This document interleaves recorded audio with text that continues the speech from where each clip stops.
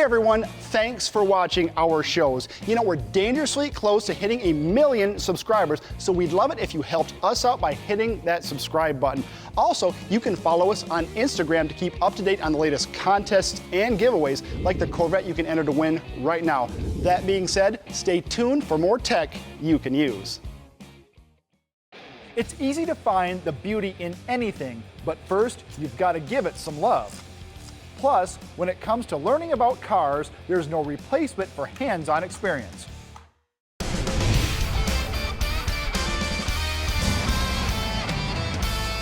Beauty, they say, is in the eye of the beholder. Even though Tim Lindsay sees the beauty in his 1979 Ford Ranchero, he understands the reactions other drivers give him from time to time. When I'm driving home from work and I'm on the interstate and I pass cars, they give me secondary looks because they can't believe something like this is passing them on the interstate. It's pretty neat to see the expressions when you pull up to a stop sign, and lots of thumbs up, and a lot of people don't know what it is. Gets lots of looks, lots of looks. When Tim bought the Ranchero, it had been parked under a tree, most likely to end up in a scrapyard. The car was sitting in a field unwanted, and I felt like I was going to save a car. And when I did save the car, then I kind of fell in love with it because it's ugly. Nobody I know likes it. I love it. If it sounds like this old Ford means a lot to Tim, it does. During the time when he was battling cancer, working on the Ranchero gave him joy and something to focus positive energy on. He tackled problem after problem, but the list of car troubles just seemed endless. There's gotten so many small things wrong with it. It's overwhelming, and I don't know which one to try to fix first. This thing needs some love.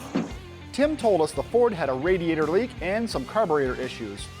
We ordered what we needed from rockauto.com's website and headed his way. Stick that in. Pat, you like how I materialize every time you need help? I really appreciate that. It's a little heavy for you. I don't know if you can get that, little guy. All right.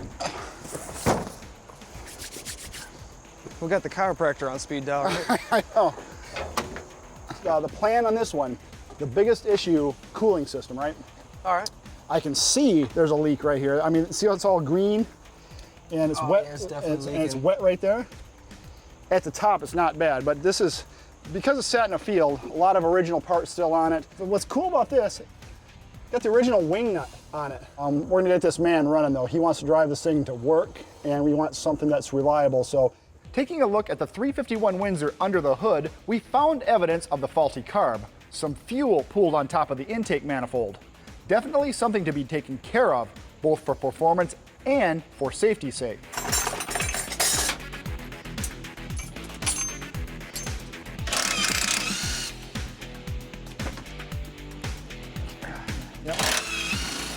Yep. Yeah. Watch face. The coolant hoses felt spongy and looked worn out. There it goes. Once we got the radiator out, the fluid damage was evident. A 3-core aluminum radiator from rockauto.com, big upgrade. Oh, This one's way nicer and way lighter. yeah, you can see all the layers of the hose actually deteriorated. Oh, yeah. It's a little corrosion on the water pump neck.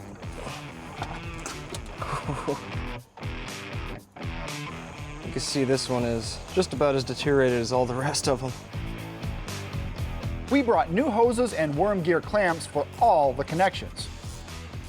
The transmission line fittings will be reused after being coated with some thread seal.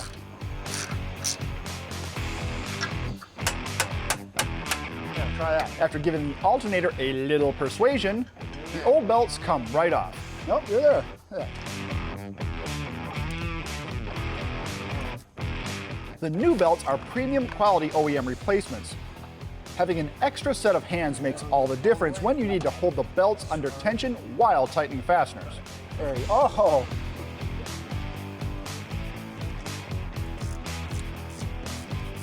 Oh, I got it. There's not much reason to diagnose or rebuild a worn out carburetor when you can find an affordable reman from rockauto.com.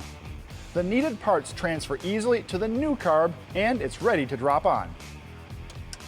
The Autoline rebuilt Motorcraft 2-barrel is remanufactured back to brand new condition, just like it came from Detroit in 1979.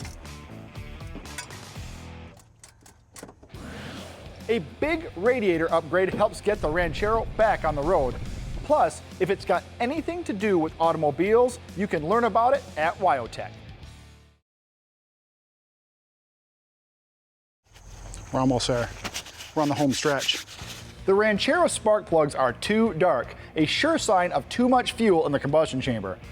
With a fresh, clean running carb installed, a new set of spark plugs is a must.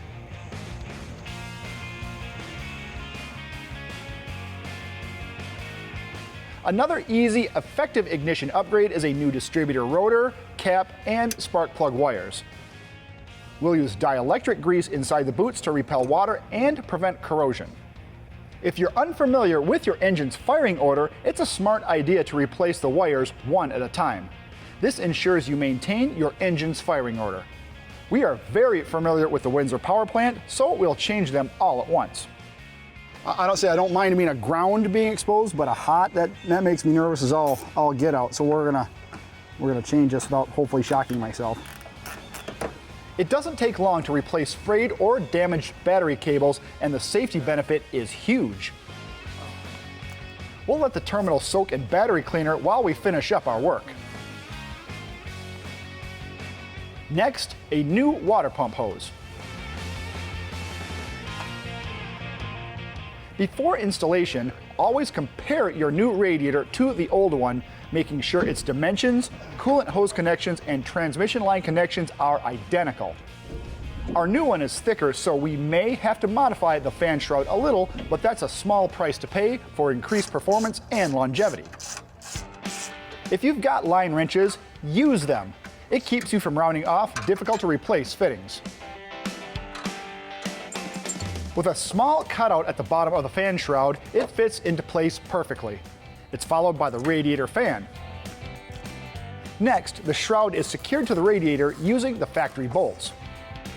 When you're in the middle of wrenching, the last thing you want to do is have to go to the auto parts store. We got 50/50 premix antifreeze along with the rest of our order. When filling the radiator, always put a drain pan under it, just in case this happens. Whoops. There's a bucket. Finally, a new cable is tightened to the hot side of the battery. You happy? Yeah, got Everything everything good? buttoned up. Carburetor, radiator. All right, now it's gonna take a little bit to prime up because, we emptied the gas out, but see what happens here. All right, clear?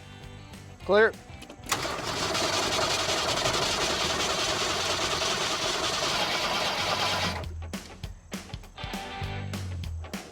We need the battery charger.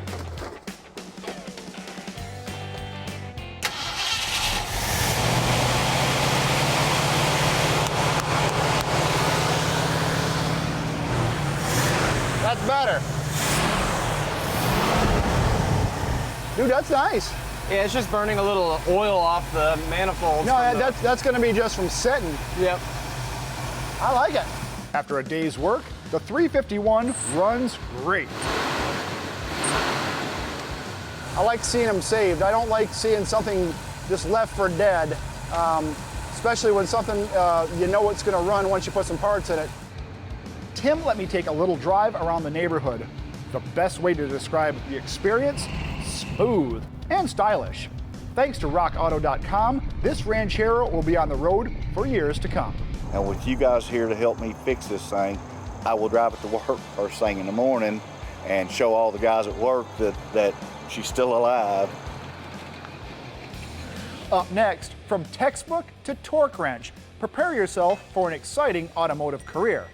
Plus, a quick, easy, and cheap way to help diagnose your engine.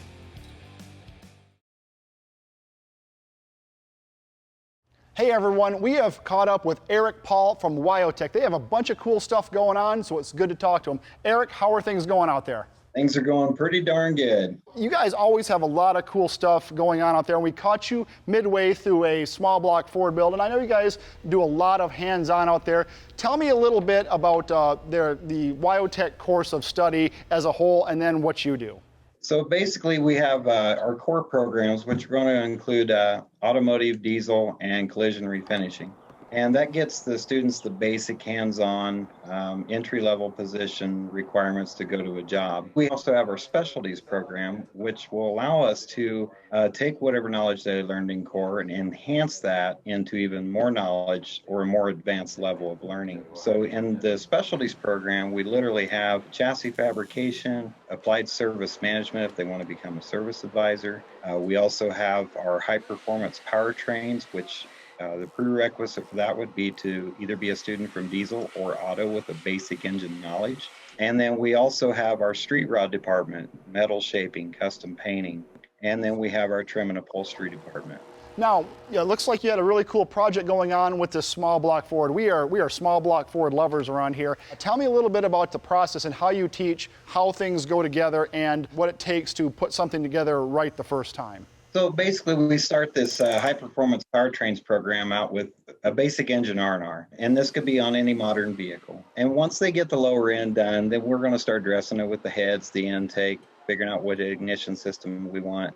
Do we want it fuel injected? Do we want it carbureted? And we'll build it, up to that point.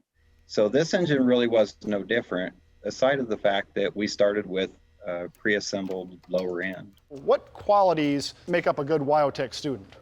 Drive. Drive's probably the best thing that they could have. I mean, you got to want it.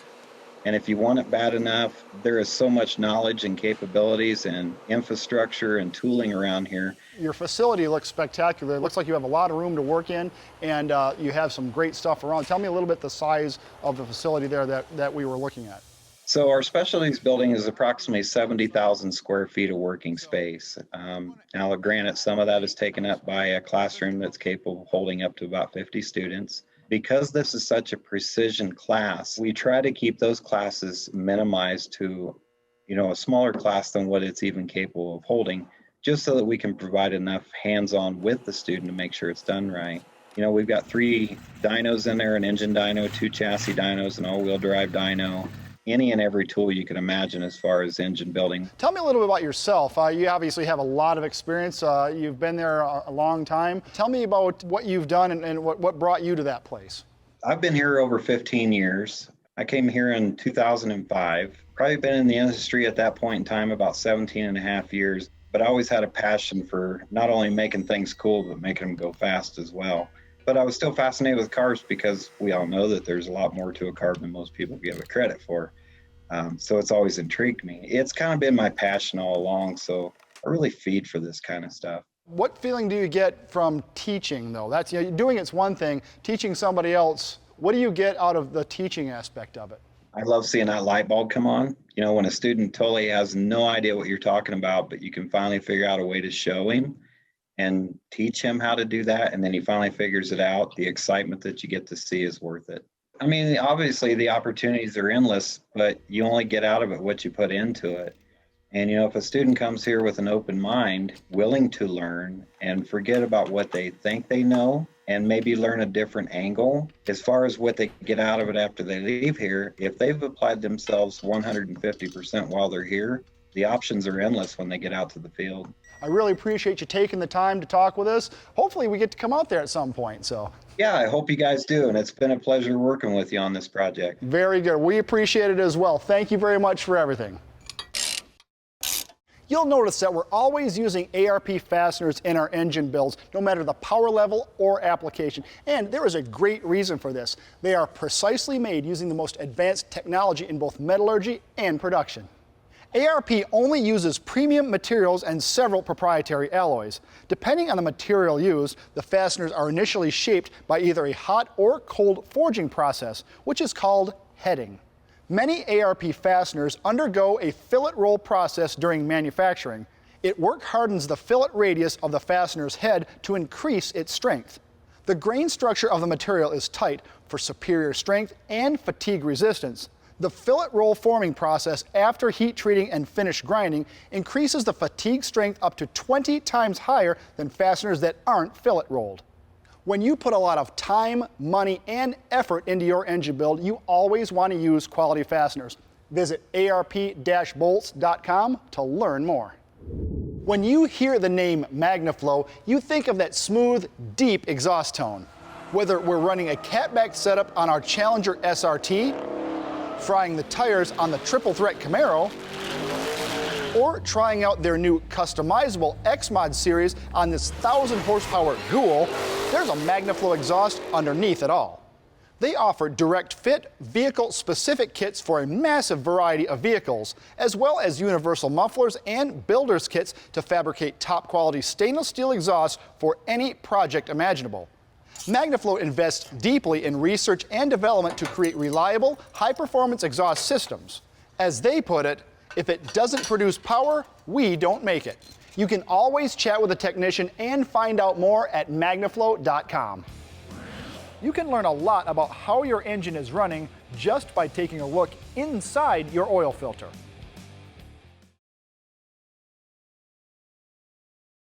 You see us run a lot of our engines on our dyno, and we do a lot of testing here at the shop. What you don't always see us do, but we do every time, is cut the oil filter apart after our running to see if we are having any sort of problem with the engine. The oil filter's job is to trap debris, and if your engine is having a problem, the first indicator will be caught in the oil filter. I'm going to show you how to cut one apart and see what's inside one and how to look for damage.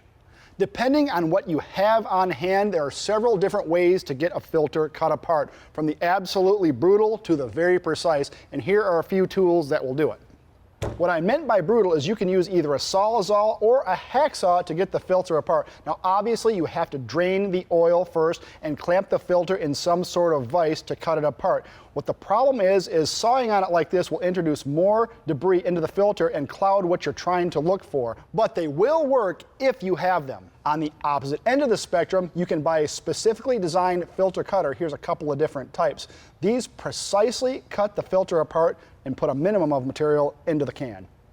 To show you what kind of innards an oil filter has, I've already gone ahead and cut one apart to show you what's inside. When you get the filter open, it's pretty simple on the inside. The top contains an anti-drain back valve to keep oil in the engine after it's shut off.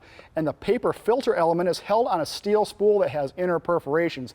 The oil passes through a paper element. Now I've gone ahead and cut it off the spool so we can see inside. What we are looking for is debris inside these pleats. This is out of a running engine that was thrashed on the dyno for a very long time. And if there was any debris going through the engine, it would be evident in the pleats. Sometimes you'll see gasket material, you'll see bearing material, sometimes a little bit of silicone, but what we're looking for are very large chunks or very obvious metal debris. This one looks extremely clean. To show how easy it is to cut one apart, let's try one. This is very similar to cutting off a brake line or a piece of copper pipe. Take your time and don't screw in the cutter blade too tight all at once. It will bind up and make the job more difficult. It will go smooth if you just make easy revolutions, and eventually it comes right off. In racing applications, it's very common to look inside the filter on a regular basis. So instead of having to cut one apart every time, it's easier to get a cleanable filter. This particular filter has a convenient drain in the bottom, and as it comes apart, you can see that it has a steel filter element instead of a paper one, which makes it easier to inspect and is reusable over and over again. So no matter whether it's a racing application or simply changing your oil for regular maintenance, it's always a good idea to cut your filter open and look inside it to see the condition of your engine. For more information on anything you've seen on today's show, visit PowerNationTV.com. Recently, we paid a visit to Kazi Racing Engines in Winder, Georgia. If you're looking to make big power with a big block Ford, John Kazi and his team can help. They built us a 598 cubic inch engine that made 1,108 ponies and 933 pound-feet of torque. One of the featured pieces on this engine was the Kazi SR71 cylinder head, which was designed specifically for high horsepower applications. John shared his wisdom on the subject of cylinder head flow, and now we'd like to share it with you. We're not real big airflow guys. We more like what we see on the dyno and the airflow, whatever it takes to do that. But Some people that are really smart have told me that the airflow and fuel through this port is over 400 miles an hour. So let's think about that for a minute. It's pretty fast, okay? So there's a lot of mass going through there. Even dry air has weight. But what's in here also, 7% of it's fuel vapor. So it has a lot of weight. And when you have a larger cubic inch engine and there's 400 miles an hour worth of air and fuel going through it, it has to make turns. You know, in a perfect world, it'd be straight, but you have to make it turn. And so the faster it's going, the harder time it has making turns. But at the same time, the speed is your friend as far as inertia and filling the cylinder at the end of the cycle and all that. So you don't want slow air, which would be a really big port with the same amount of flow would be slow air. Slow air is not going to continue to fill the port. So you have to have it fast in some places, slow in some places. On a head like this, fast down the middle of the port, when it goes to make its right turn down into the bore, it better get bigger, because if it gets bigger, it slows down and it can make the turn. It's like if you're in your car and you're driving down the road and you go to pull in a driveway, you don't speed up, right? The same thing here. So everything in there has weight to it. So it has, when it goes around a corner, it wants to throw the fuel out of the air if it goes too fast, because the fuel's going to go the long distance because it weighs more than the air. And if you have a port that's a little too small and you're trying to flow a lot of airspeed through it, big cubic inch engine, what we see happening is the air and the fuel can separate again. And then all of a sudden you'll have an engine where it detonates and it burns a piston up or something. You really don't know what happened, and you come back and you make the port a little bit bigger right in this one area, and all of a sudden it goes away. When you're making bigger cubic inch motors and you're trying to make advancements in the head, you want to make it bigger in the right place, but not so big that it slows the air down. Well, John, I want to thank you for having us down and talking airflow and science and engine building. It was very much appreciated. Thanks, it was a pleasure having you here.